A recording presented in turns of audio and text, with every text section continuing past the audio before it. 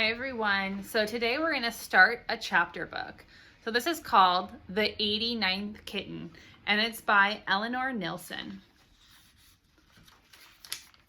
So if we look at our table of contents, we have 11 chapters. And this is an AR book.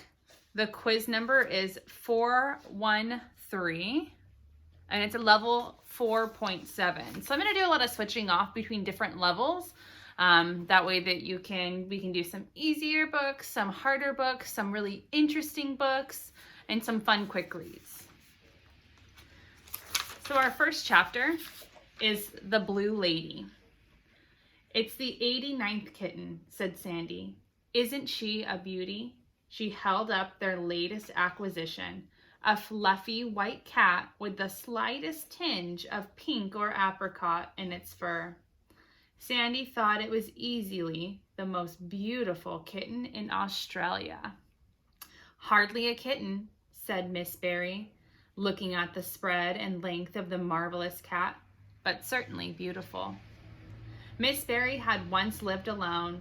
For many years, she had lived alone in the house her parents had left her and never thought anything of it until she retired.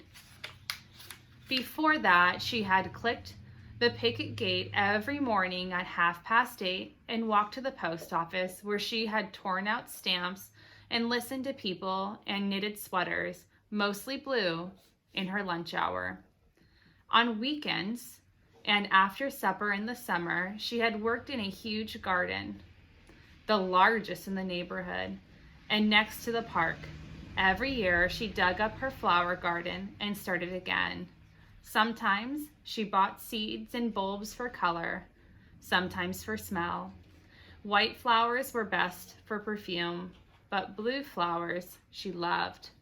She planted forget-me-nots, hyacinths, always blue ones, irises, little blue daisies. She always wore blue, powder blue and light blue, royal blue and navy blue, ice blue and electric blue. Her house had pretty blue shutters and white frothy curtains that blew out in the slightest breeze, for her windows were always open, summer and winter, when she was at home. Sandy lived 2 blocks away. She left at 8:30 too, and usually she tried to catch up with Miss Barry. She called her the Blue Lady to herself. One day, she tried saying hello, and the next day she fell into step beside her. "We're studying frogs," she said, "but I wish it was something nicer. Miss Silverton says everything is nice, but I've always liked furry things best.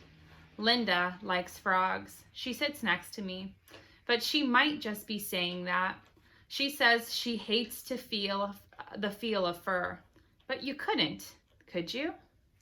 Miss Barry didn't say anything, but she smiled, so Sandy went on. "Miss Silverton says I should talk plenty when I'm out of school, and I might use up all I have to say," she said, "but it doesn't seem to work." Miss Barry smiled again and walked briskly to the post office. Sandy had trouble keeping up with her. She walked faster than anyone she knew. The first few days, Miss Barry didn't even turn around when she got to the post office, but after a week or so, she turned and called, "Goodbye." One day, she even waved. "She likes me," thought Sandy. Sandy missed her when she stopped work.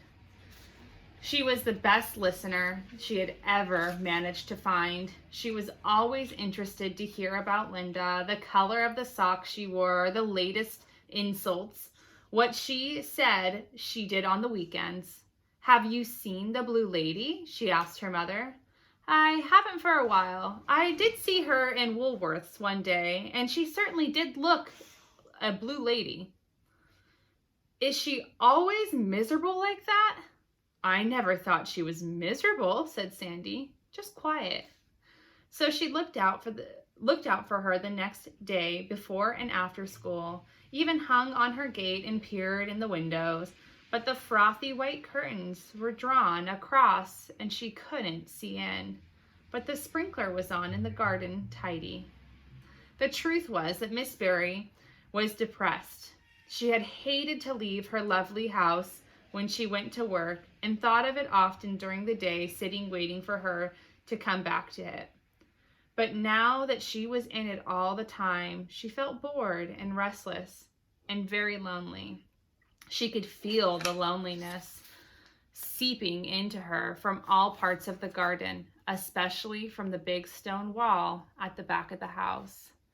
When she was working, she never seemed to have much time for people on weekends. There had been the washing and ironing to do, a meal or two to cook to help out during the week, the house to clean and the garden to see to. Talking to people was just a nod and a word over the fence as she ran in and out of the washing or tidying up of the hedge clippings. She didn't miss talking to people because there were people at work. She could share with them her observations on the weather and politics and what was growing in the garden and the trouble with millipedes and snails. What are you needing? Oh, what you're needing, said her neighbor one day, is a big dog to guard the house and keep you company, especially with that park next door. But Miss Barry had always been rather afraid of dogs and worried by their barking, so she continued to live alone.